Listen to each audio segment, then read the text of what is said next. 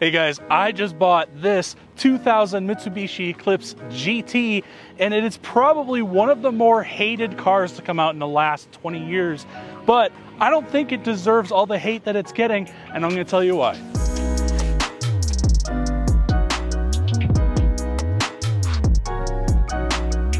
Now, being based off of the Mitsubishi Galant, that meant that this car was much softer and easier to live with as a daily driver, but that came at the expense of the fun, sporty driving characteristic that made that first and second generation Mitsubishi Eclipse so beloved within the enthusiast community. But not only that, you lost the all-wheel drive option that those first two generation Eclipses came with, and this was strictly a front-wheel drive only vehicle. And yes, those first two generations were mainly a front-wheel drive vehicle, but this one, you only got that front-wheel drive option, and that just enraged us as enthusiasts. Hey folks, today's video is brought to you by salvagereseller.com. This website allows you to bid live on online salvage auto auctions without a dealer's license. You can register for free or use the 20% off coupon in the description below. Go find your salvage car gem now. Now, under the hood of those first two generation Mitsubishi Eclipses was the 4G63, and that is legendary when it comes to Mitsubishi and performance because it was a dual overhead cam 4-cylinder engine that was turbocharged, and it was so underrated and so under stress that you could add gobs of power to it and reliably have a super fast and fun car. But when they came out with this, they ditched that 4G63 and they had a 4-cylinder engine that was single overhead cam, that was not very tunable and didn't have a turbo. And then for the performance option, they gave you this guy, which was a 3-liter single overhead cam V6 that put out about 205 horsepower, depending on what year you got. It could be up to 210, and about the same amount of torque. And these engines are fine, they're fairly reliable, but here's the thing, they are a single overhead cam, they are not super tunable, and they were actually slower than the Eclipse that they replaced. In fact, when measuring 0 to 60 times, these were about half a second slower than the turbo Eclipse that they replaced. All right, so let's talk about what it is actually like to drive the 3rd generation Eclipse for those of you that haven't had the opportunity. And is it as fun to drive as the 1st and 2nd generations? No. Is it as tight and, you know, as good handling as those cars? No. But it is still pretty fun in its own right, honestly. It's definitely a bit softer of a ride and fairly peppy, at least in this V6 form. I don't know that I could recommend those 4-cylinders. I mean, they're like 60 horsepower down from this guy, and this is not particularly quick. So those, I think, would be probably straight up slow. But it does, you know, soak up the bumps fairly well. It's kind of a compromise, okay? It's something between a really fun sporty car and a soft, cushy cruiser. And, you know, for some people that may be just the right sweet spot for you. In fact, I kind of dig it, actually. It makes a nice daily driver where you're not exhausted after driving it, but it's also not so soft that you don't have a little bit of fun while whipping it around the canyons either. Either way, I think it's actually a pretty fun car to drive, especially when you start to compare it to modern vehicles.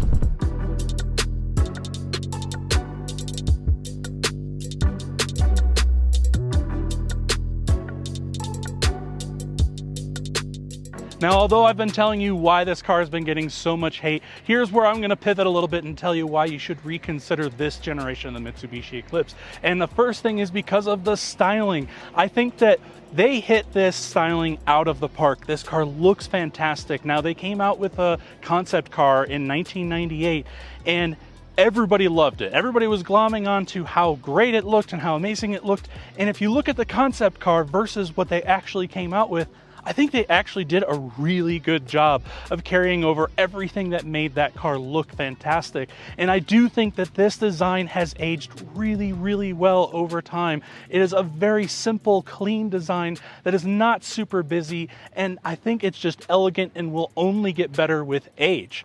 But also being based on that Mitsubishi Galant meant that you got some nice added things like a little bit more interior storage, and that starts with the back. Now, yes, I have a ton of stuff in here because this was a very diligent owner that owned it. It came with a car cover, came with a sunshade, my own oil, as well as the Haynes manual, the user manual, and a few other odds and ends. But as you can see, this rear hatch area is very spacious and pretty large. And not only that, but the back seat is even larger than the first 2 generation Eclipses. So this is a much more usable daily driver to live with.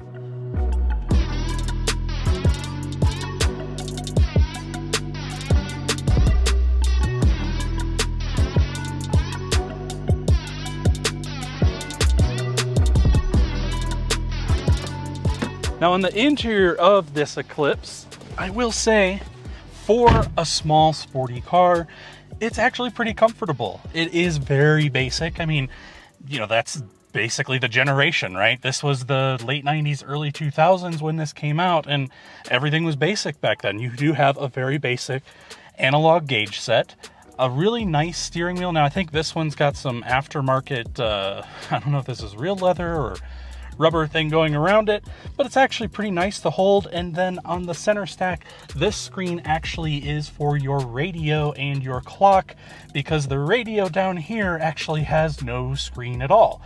You could option this with a tape player, and that's what would hide right here, but you do have very basic climate control. And then just kind of the overall look of this dash is very indicative of the late 90s, early 2000s, where everything is very round and very bubbly and bulbous, and it's kind of a polarizing design, but I actually don't mind it. Now, moving down to the shifter, you do have a pretty short, nice, easy to use shifter, but herein lies the problem with that shifter and then the cup holder behind it, because if you have a drink and you want to shift, it is directly in your way every time you want to shift a gear. So what I usually end up doing, if I don't have a passenger, is just plopping it right in the passenger seat next to me if I have a beverage to have in here. And although it may look like you only have one cup holder, if you lift the center armrest, you actually have a second one hiding in there. Now, in my opinion, I think the Eclipse started off at its peak and has slowly kind of gone downhill over time. When they had the pop-up headlights and that angular design, I think that was the best Eclipse, in my opinion. I think a lot of other people may argue the 2nd-gen Eclipse is the best. It's certainly the most iconic, especially after appearing in the Fast and the Furious franchise, and it was the star of that movie in all reality. Now this actually appeared in the 2nd generation, or the 2nd movie of that Fast and the Furious franchise, and boy was it not a good appearance. It had probably like one of the worst body kits you could throw on it, and some overstyled paint, and it was not good. And a lot of people made fun of it, and rightly so, because it was kind of silly, to be honest with you. Whereas that first movie, it was so iconic, and that's part of what made that franchise, you know, so popular, and why they're still making movies today, because that first movie with that 2nd-gen Eclipse was so good. Now, if you think about what the Eclipse has become in modern day, it's now some crossover SUV with a CVT transmission. So would I rather have this than a modern Eclipse? Absolutely.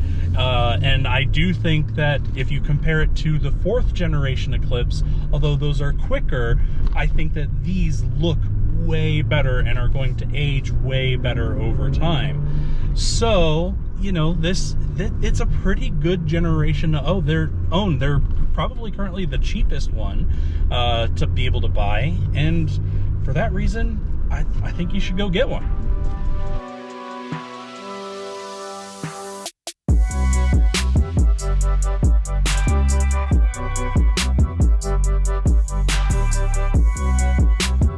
All right, guys, well, I hope I have helped some of those haters of you out there come around a little bit on this Mitsubishi Eclipse because, well, is it as good as the first 2 generations?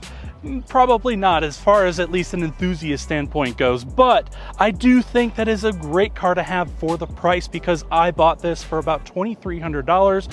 And in similar condition, if you were to get a 1st or 2nd generation Eclipse, they would be 2-3 times as much as this. And so I think that this becomes a really good bargain for those of you just looking for a good daily driver out there. But I do want to know what you guys think in those comment sections below. Please let me know, do you think I'm crazy for loving on this car, or do you agree with me? I want to know either way. Thank you so much for watching. This has been Brendan and Cole behind the camera. Take care, guys.